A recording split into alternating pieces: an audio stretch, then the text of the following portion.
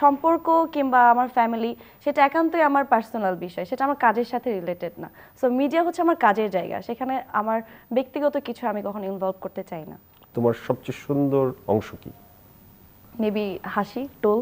এই মিডিয়াটা তো অনেকেই কলুষিত করেছে, এইভাবে না চলে একটু ডিফারেন্টলি চলে সমগ্র মিডিয়ার মানুষের উপর একটা কালি লেপন করে দেয় অনেকেই, অনেক সময় অঘটনের জন্য। সোশ্যাল একটা হ্যারাসমেন্ট সেজন্য হতে হয়।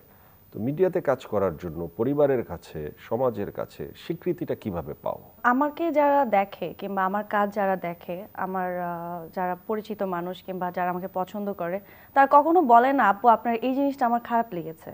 আমি ওইভাবেই চলি। আমার যেটা ফিল হয় যে মিডিয়াতে যারা একান্তই কাজ করে কিংবা কাজের যে মানুষগুলো, তাদের তো আসলে তাদেরকে নিয়ে কিছু বলার নাই, তাদেরকে নিয়ে কখনো বলবেও না। তাকে নিয়ে বলবে যে হয়তো কাজ ছাড়া অন্য কিছু করে।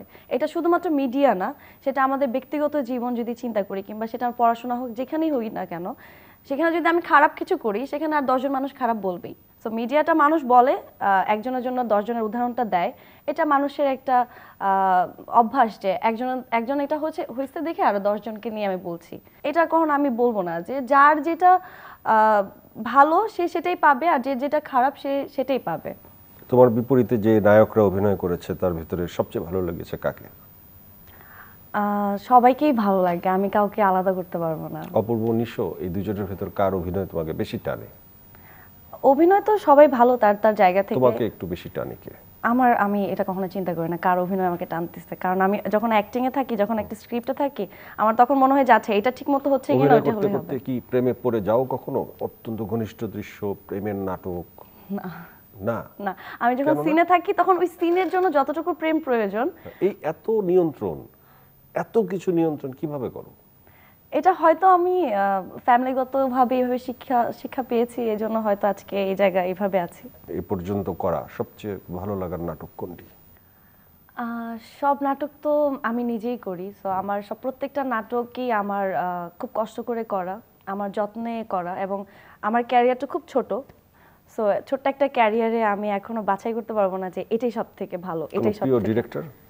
প্রিয় ডিরেক্টর, প্রিয় কোনো মানুষ নেই। কোনো প্রিয় নেই, কাজের সুযোগ, কাজের অবস্থা বুঝে তার সাথে হ্যাঁ, সেই exact, ব্যবহার, হ্যাঁ। এই তো? হ্যাঁ, আমি আলাদা করতে পারবো না।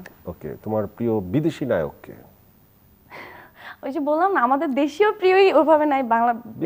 দেশীয়তে তো বলতে গেলে অনেক ধরনের ঝামেলা আছে বা মনের ভিতরে একটু ব্যাপার থাকে যে কাকে বললে কে মাইন্ড করবে। বিদেশে যদি তুমি সালমান খানকে বলো, শাহরুখ খান মাইন্ড করবে না। কাজে তোমার বিদেশি নায়ক না, এর আগেও আমি অনেক জায়গায় বলেছি আমার শাহরুখ খানের কাজ খুব ভালো লাগে, নায়িকা আমির খান ভালো লাগে, ঐশ্বরিয়া ভালো লাগে। ভালো লাগে।